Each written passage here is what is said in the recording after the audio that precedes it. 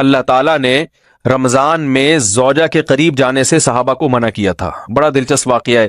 رمضان کی راتوں میں بھی زوجہ کے قریب جانے سے منع کیا تھا. ایک صحابی تھے، وہ رات میں کہیں چلے گئے، اب بڑے پریشان ہوئے، رسول اللہ صلی اللہ علیہ وسلم کے پاس آئے، عرض کیا یا رسول اللہ مجھ سے غلطی ہوئی، رمضان کی رات میں نے اپنی زوجہ کے قریب چلا. آپ نے فرمایا کیوں؟ وہ بڑا دلچسپ واقعہ ہے، بظاہر تھوڑا حیا کے خلاف بھی ہے لیکن اتنا بھی نہیں ہے. وہ کہہ رہے میری زوجہ کہیں پانی بھرنے کے لیے جا رہی تھی، ان کی پنڈلی کھلی تو میری نظر بیوی کی پنڈلی پر پڑی اور میں بس پاگل ہو گیا بیوی کے عشق میں. میں یہ اس لیے بیان کر رہا ہوں کہ جو لوگ نظر کی حفاظت کرتے ہیں وہ بیوی کے عشق میں پاگل ہوتے ہیں. جو دن رات انٹرنیٹ پر پنڈلیاں دیکھتے رہتے ہیں انہیں بیوی کی پنڈلی بھی کیا شکل بھی اچھی نہیں لگتی ان کو. بد نظری کا یہ عذاب ہے، وبال ہے کہ جو اللہ نے گھر میں آپ کے لیے بٹھائی ہے وہ آپ کو اچھی نہیں لگے گی. تو نظر کی حفاظت کیا کرو، اس سے آپ کو اپنی بیوی سے عشق ہوگا، محبت ہوگی. بات آ رہی ہے سمجھ میں؟ تو اب دیکھو کیسا روزے کی حالت ہے. رمضان میں پابندی ہے، اسلام میں حکم تھا جو رمضان میں بیوی سے امبستری کرے گا 60 روزے لگاتار رکھنے پڑیں گے. کتنا بڑا جرم، لیکن صحابی سے برداشت نہیں ہوا. صرف زوجہ کے پاؤں پہ نظر پڑی ہے تو وہ کیسے بیوی سے محبت کرتے ہوں گے اور وہ بیوی کے بغیر رہ سکتے ہوں گے. اور آج لوگوں کے فون آتے ہیں، ہماری بیگم جس دن میکے جاتی ہے اتنی خوشی ہے، ایسا اچھا سا فیل ہوتا ہے، ایسا عجیب سا محسوس ہو رہا ہوتا ہے جیسے آزاد ہو گئے. تو میں کہتا ہوں ظاہر ہے اب تمہیں موقع مل گیا کنڈی لگانے کا، ٹھیک ہے نا، اور یہ آنکھ مٹکے کرنے کا، تو خوش تو ہوگے. تو یہ بھی ایک عذاب ہے جو لبرل لوگ نے جس عذاب میں ڈالا ہوا ہے نا، اس میں عورت کے حقوق نہیں ہے. عورت کے حقوق نظر کی حفاظت میں اور عورت کے پردہ کرنے میں ہے. جب مرد باہر نکلے گا سب پردے میں ہوں گی تو آئے گا کس کے پاس؟ بیگم کے پاس ہی آئے گا.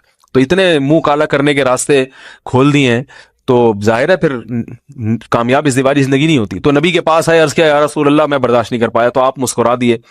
تو وہ نبی کے پاس گئے، یا رسول اللہ ایسے ہوا، مجھ سے غلطی ہو گئی. تو آپ نے فرمایا کیوں؟ فرمایا ایسا ہو گیا تھا. تو آپ صلی اللہ علیہ وسلم نے فرمایا 60 روزے رکھو لگاتار. انہوں نے فرمایا ایک کی طاقت نہیں ہے، اس میں یہ ہو گیا 60 کیسے رکھوں گا، نہیں ہے طاقت 60. آپ نے فرمایا ٹھیک ہے پھر 60 غریبوں کو 2 ٹائم کا کھانا کھلاؤ. فرمایا اس کی بھی طاقت بولو بھائی نہیں ہے.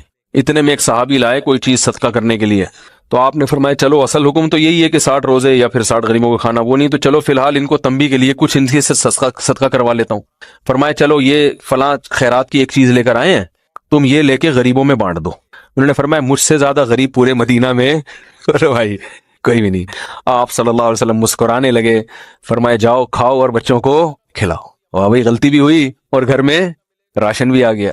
تو اس کے بعد قرآن کی آیت نازل ہوئی کہ احل لکم لیلۃ الصیام الرفث الی نسائکم ہن لباس لکم وانتم لباس لہن علم اللہ انکم کنتم تختانون انفسکم فتاب علیکم وعفی عنکم فالآن باشروہن وابتغوا ما کتب اللہ لکم. فرمایا اللہ کو پتہ ہے کہ تم اس حکم پر عمل نہیں کر سکتے، لہٰذا رمضان کی راتوں میں تمہیں اپنی بیوی کے پاس جانے کی اجازت ہے، لہذا ان کے پاس جایا کرو اور اس اولاد کو تلاش کرو جو اللہ نے تمہارے مقدر میں لکھ دی ہے.